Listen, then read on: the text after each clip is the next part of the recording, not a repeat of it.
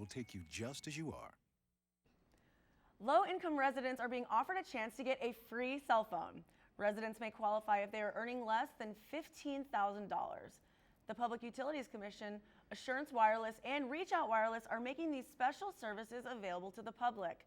The offer includes a free phone, free minutes, free texting, voicemail, and caller ID. Anyone interested should contact www.reachoutmobile.com. Sounds good. Giving back to the community, one leg and thigh at a time. Local woman feeds the homeless with donations in downtown San Diego.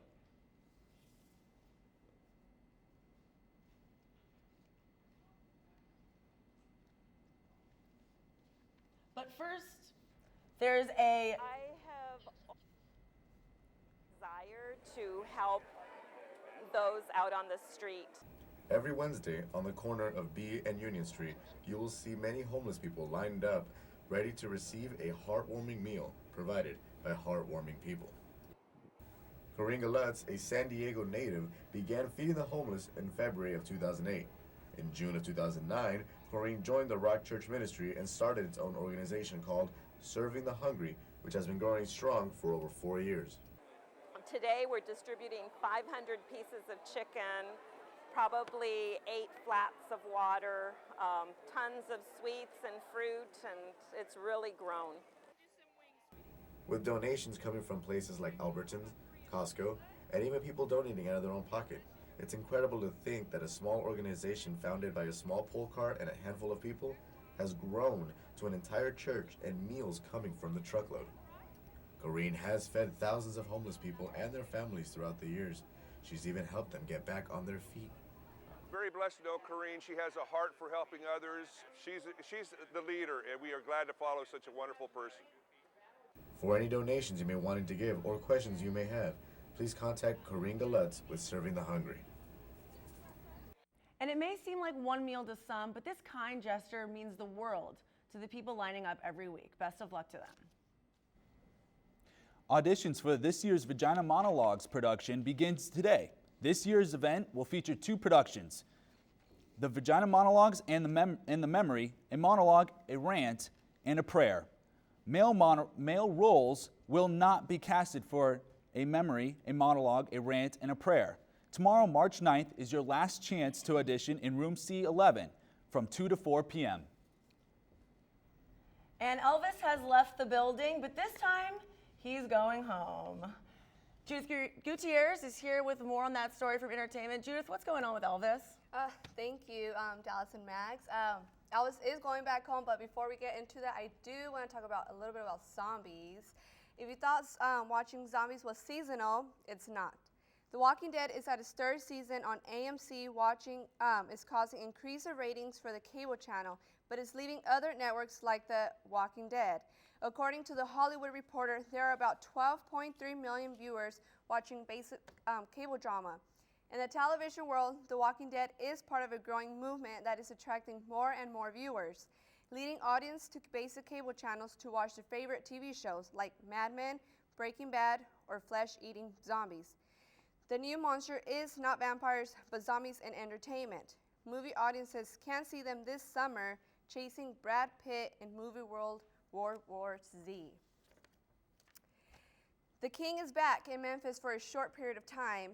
Visitors can now browse to Elvis Presley Graceland Mansion to see a new exhibit all about his years spent in Sin City. The clothing wore from the King Rock and Roll will be on display for now in Memphis. The display will not only include his jumpsuit, but other costumes, guitars, photographs, even a contract signed by Elvis manager's Colonel Tom Parker. The display will open on Monday and remain open for the next 2 years. For more information, visit the Knoxville website. If you're looking for a show this weekend, check out the Old Globe in Balboa Park. The show, A Gentleman's Guide to Love and Murder, is based on a novel by Israel Rank. It is rated on the most inspired news musical seen in years. The show will be starting tonight at the Old Globe, but only for a short time now, until April 14. You can now get more information in the Old Globe website.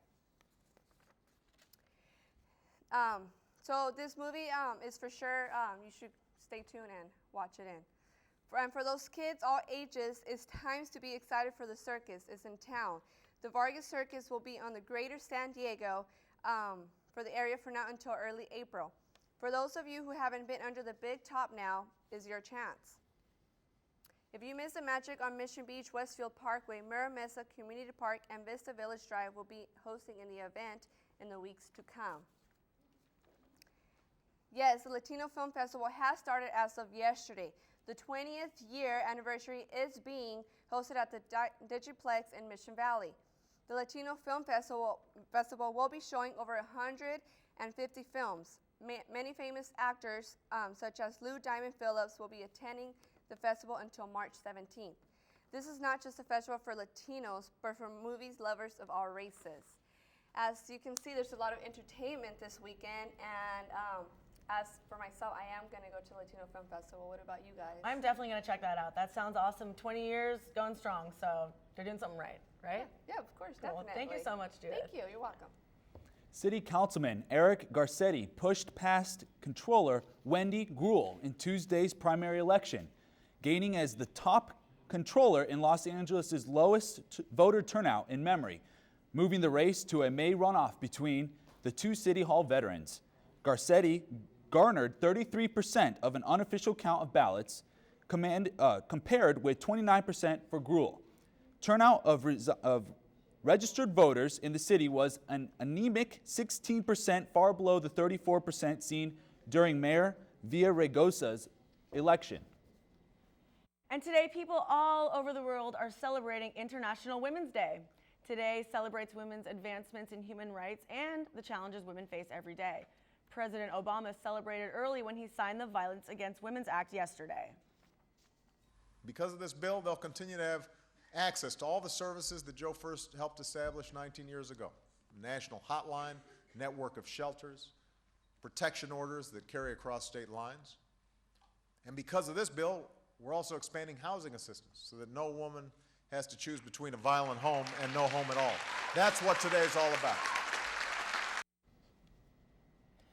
All right, and coming up next, finally some good news in weather after the rain we experienced last night.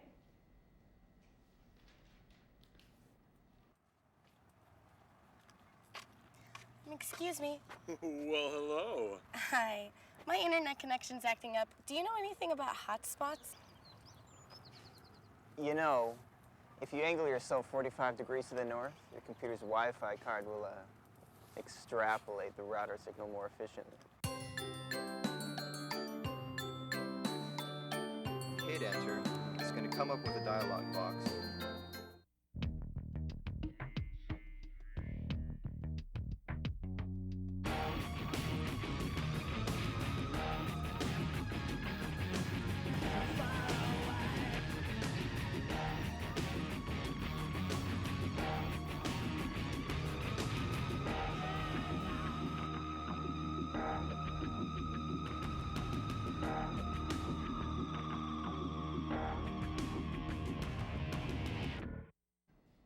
So Nate, we've been getting a little sunshine, a little rain. What is going on with the weather this weekend? Yes, guys, there has been a major change in weather, but I just want to remind you that the storm that we had is moving east.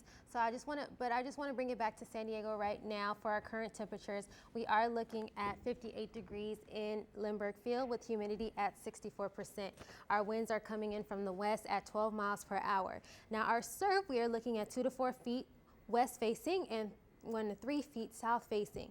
Our ocean temperatures is at 60 degrees. And our sunset for tonight, we just passed it. It was at 5:52 this evening, and our sunrise is tomorrow at 6:07 a.m.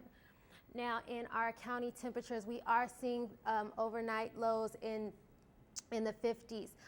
Today we also seen our highs also in the high 50s, but as I said, the overnight lows, we are looking to the 50s with the cooler temperatures moving out towards Julian at 35.